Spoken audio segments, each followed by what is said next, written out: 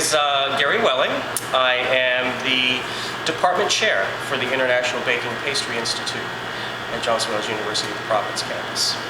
My name is Lisa Conlon, and I would like to learn to make the perfect meringue. I have a key lime recipe that I've been making for years. It's a fabulous recipe. It's my own recipe, but the meringue always weeps. Today we are going to have a lesson in Meringue 101, the how-tos to make the perfect meringue. Are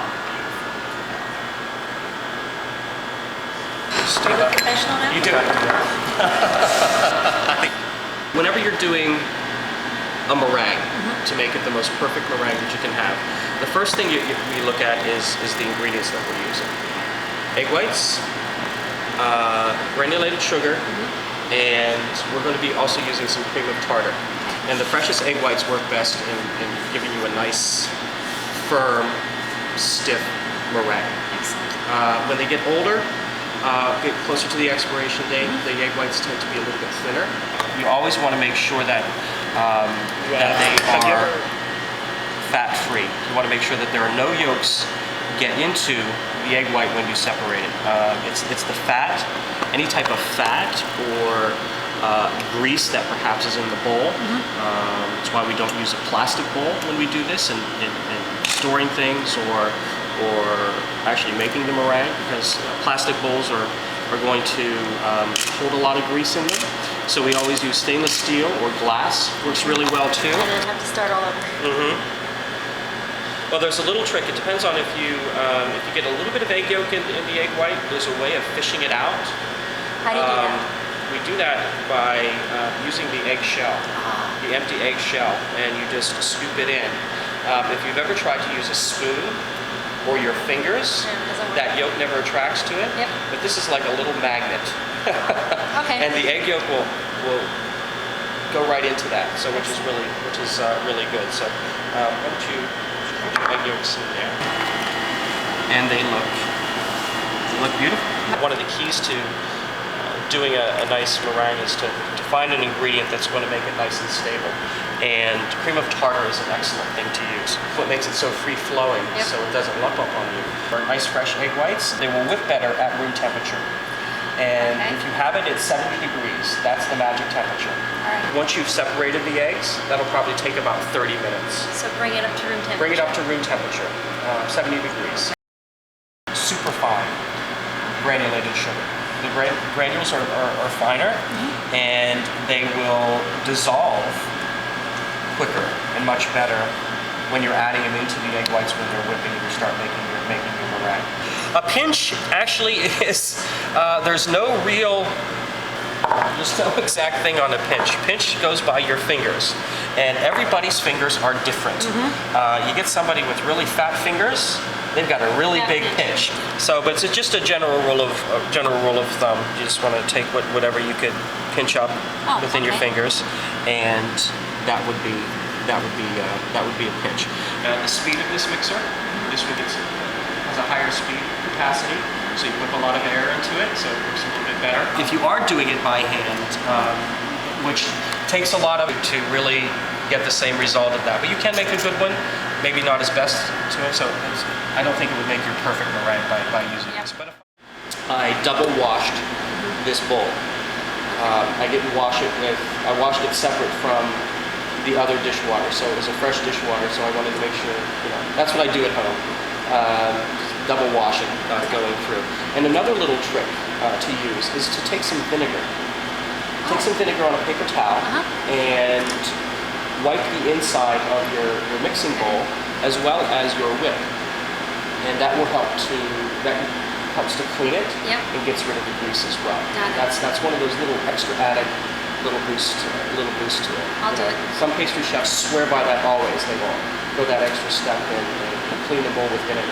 The bowl is grease-free, and our egg whites are up to room temperature at this particular point. And so we're going to do things in stages here. So the key to doing this is, when do you add the sugar? I would go actually a little bit beyond frothy and put a little more air into them. Actually go a little bit higher. See how they're starting to turn a lighter shade of that lemon yellow color that we were looking at. You can see the bubbles starting to form, going through. When you first start out, you're going to notice that the bubbles are big, but as the meringue gets the right consistency, they get really small. So you can see the frothiness that you see there. You see the large bubbles that you have there? That's frothy. To add the cream of tartar, just like you do. Exactly. Again. And this goes just beyond froth. Without any sugar in it, has that soft peak. You see it's just, it falls right off of the whip, and it leaves a little bit of, it's almost like a ribbon. Without sugar, it's called a chiffon. Like on the chiffon? Yes. It's a technical distinction between whipped egg whites without sugar is called a chiffon. Whipped egg whites with sugar is called a meringue. Awesome. That's classical French terminology there for you. Oh, really? I didn't know I knew how to make chiffon. Gradually, see how it's starting to get glossy? Yes. Now, does yours look anything like this? Yes. Okay. Yeah, it's shiny. Yeah, yours is shiny. It's very glossy. You can tell that. The question is, okay, between a soft, a medium, and a stiff peak. Okay. Okay. And what we do is we take, see how we take it out. You see how it's trailing off there? You see that little bit that trails off? When you flip it up, if it hits the tines again, see how that tip just came down and hit? That's a soft peak. Okay. If it curls over like a little fishing hook, that's a medium peak. Okay. And when it stands straight on end, that's a stiff peak. All right. Okay. So what we want to do is we want to just continue to mix this until we get the stiffness that we're looking for. Look at, let me get this out. You can see how it, I was talking about that fishing hook. Yeah. So that's Curls the over, medium. that's a medium peak. That's a nice, that was, a nice medium peak. Getting close to stiff. Like I said, we'll give it 2 more minutes, maybe 2, maybe 3 more minutes, and we should have, you'll have a nice stiff consistency. When you add sugar to the meringue, sugar is a stabilizer. You'll never get to the dry peak stage. Okay. You never will get to that dry peak stage. So don't worry about over whipping it. Hard part. So I think with this you'll have a lot of success to it. Does that feel? No, mine didn't feel this thick. Okay. So you said. What did you catch on that maybe could be the problem, or what you? The sugar. You used the fine sugar. Use fine sugar. Okay. And I might have not beat it as hard as long as you did.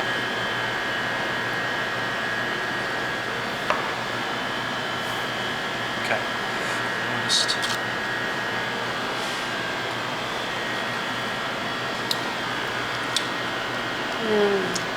That's wonderful. That's wonderful.